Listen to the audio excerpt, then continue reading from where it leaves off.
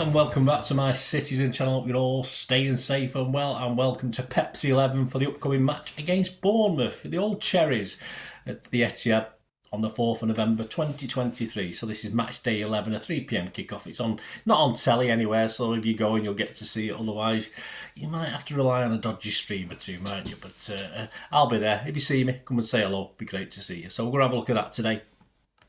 Of course, before the game, City in a lowly third spot. That's not good, is it? Third spot's for us, 24 points. Bournemouth a little bit worse off. They're in 17th, so not in the relegation zone. Not quite, anyway. 6 points. So we'll have a quick look at how they're doing and how they're faring with the new manager. And I will attempt to predict Pepsi 11, which will be slightly harder than the prediction on the United game. I think I got 10 out of 11. I almost very closely got 11 on that one, so I don't think I'll get as close with this one, but we'll see. Anyway, please, if you are new to the channel, push that subscribe button, push the bell notifications, everything City past and present, of course, lots of different things, history stuff and new stuff as well, so join me, and lots of different things as well. I try and be eclectic. I call it a vlog magazine, lots of different things to actually hopefully titillate and interest you, so and hopefully entertain you as well if I can as we go along. Great to have you on board. Please spread the word as well if you can. I'm almost at 3,500 subscribers. If you can give us that little push up there in the next couple of weeks, I'll be very grateful. And any thumbs up, any likes are much appreciated. Before we get on, just a couple of shout outs we're going to do for a couple of weeks or so. Anthony Fifian, of course, at Fifian Anthony. He's going for one last go in the ring. He's a boxer. I'm sure all you on social media are aware of Anthony.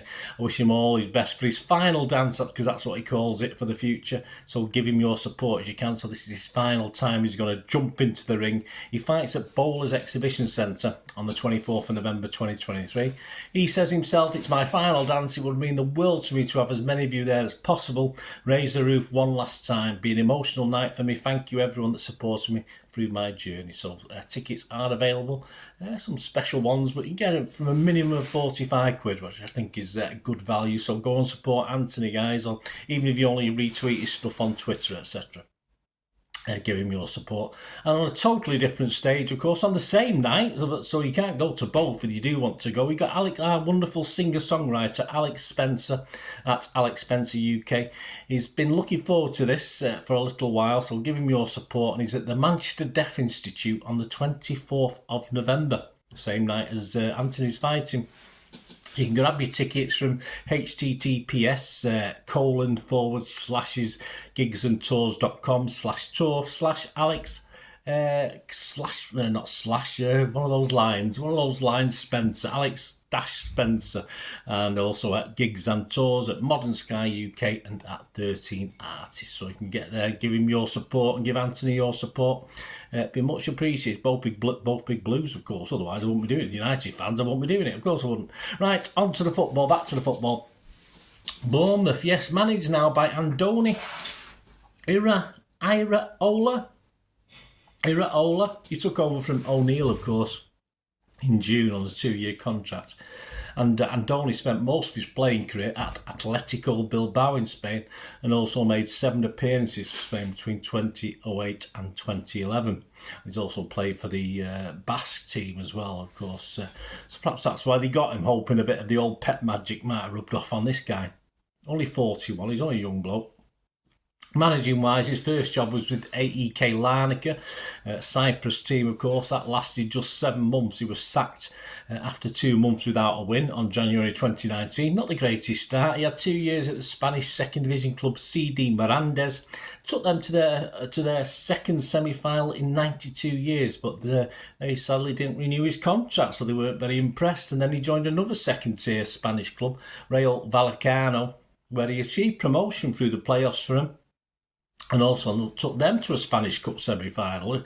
So close and yet so far. He was refused permission, allegedly, to talk to Leeds in February of this year, and refused to renew his contract at the end of the season before joining Bournemouth. Yep, Bournemouth pre-season, one of my 3 to go down. We'll do a little preview, etc. One of my tips of 3 clubs to go down, and they sit one place above the relegation at the moment, with only last year's 3 promoted clubs below them, all on 10 games played.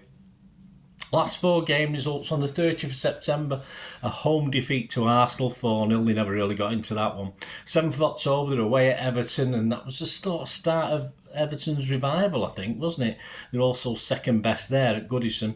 21st of October, though, a 2-1 home loss to Wolves. They were down to 10 men for about 54 minutes. They had been leading in that game and they couldn't hang on. And finally their defence was breached in the 88th minute for a Wolves winner. So slightly unlucky. They did all right to hang on for that long. On the 20th of October, yes, the very first win of the season at home to Burnley, a welcome first victory in the proverbial relegation 6-pointer. The Cherries came from 1 down in this one, but were sort of hanging on at the end. There was a couple of dodgy VAR decisions, I believe, but Mr. Company was quite cool and calm about it all, but a little bit fortunate, I think. We've got a Carabao Cup game tomorrow night as I'm recording this. You'll watch this on the Wednesday. I think they're playing Wednesday night against Liverpool. I don't know the result of that as I'm doing this because I'm not psychic and I'd put a few quid on if I did. And I can't imagine they'll be playing full strength in that as Liverpool won't. But with City a big game for them on Saturday, of course. They won't call it just a lost cause just as yet. After City, they got Newcastle at home, they got Sheffield United away, and then they got Villa at home.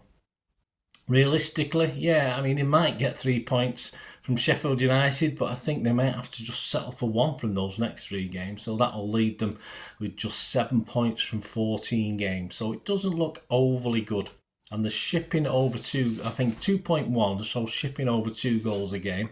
So it's hard to envisage them improving that against a full of confidence City, which we have to be, don't we? So that'll bring us, thank you, Bournemouth there. That'll bring us on to Pep's 11 and City.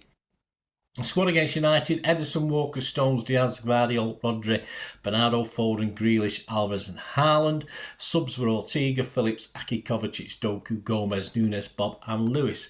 We've got young boys on Tuesday, of course, visiting the Etihad, and a win or a draw in that game will realistically see us qualify. Of course, we'll want to top the group.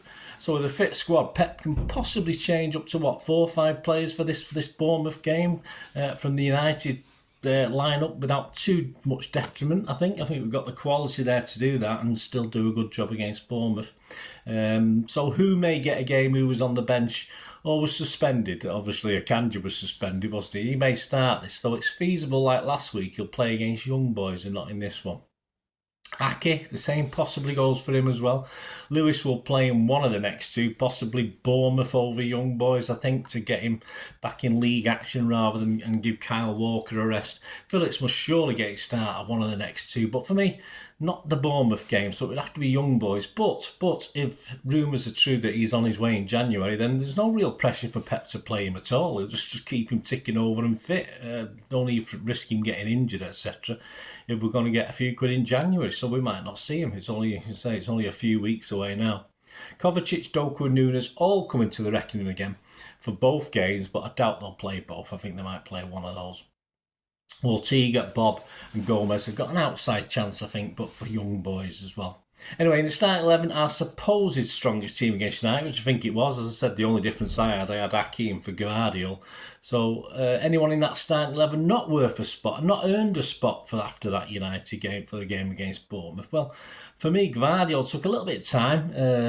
I was thinking Aki should have been the way to go, but he did settle in and he really relaxed, of course, I think, as City relaxed when we got that 2-goal cushion, and he improved greatly from a very nervy start.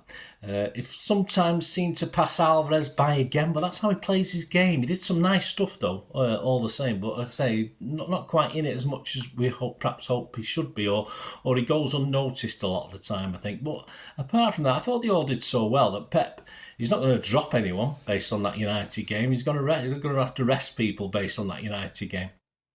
So that's how we got to look at it, I think, because no one deserves dropping after that 3-0 win at Old Trafford. So my expected 11, and I said not easy this one. I got 10 correct against United. I'll be surprised if we get 8. If we get 8, I'll be happy. If we get 7, I won't be totally disappointed for the visit of Bournemouth. So this is my 11, guys. Let me know what you think. It'd be great to hear your views and opinions on this 11. Ederson, Lewis, Diaz, Stones, Aki, Rodri, Kovacic, Bernardo, Foden, Grealish and Haaland. So yeah, briefly, Kovacic will allow Rodri and Stones to push up a little bit more. Bernardo can link up with Grealish again on the left, hopefully, which worked so well at Old Trafford. And of course, Lewis and Foden can work more down the right. And that leaves us on the bench, but as I said, there's 5 of these. I wouldn't be surprised if we see playing anyway. That leaves on the bench people like Walker, Gvardiol, Akanji, Nunes, Alvarez, and obviously the guys who got a lesser chance of playing at the moment, Gomez, Bob, and of course, as we've already talked about, Phillips.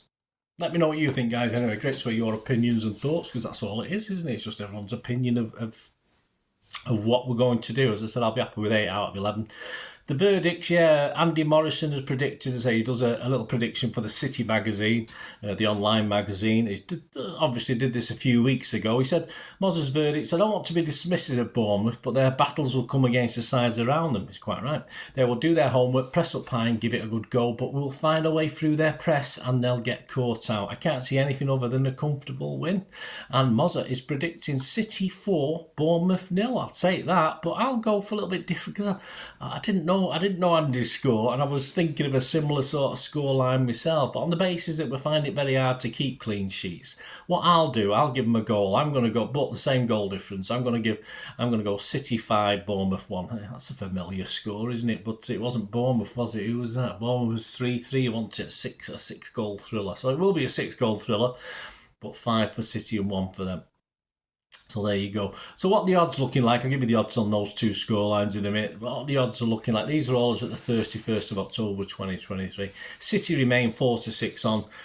These are average prices. You can probably get better. City remain 4-6 on to win the Premier League. Arsenal are out to 5-1. They were 4-1 a couple of weeks ago, so they've drifted a little bit out to 5-1, although they're still up there, aren't they? Liverpool remain 5-1, and Spurs remain 10-1, despite them again going to Palace and still being top of the table.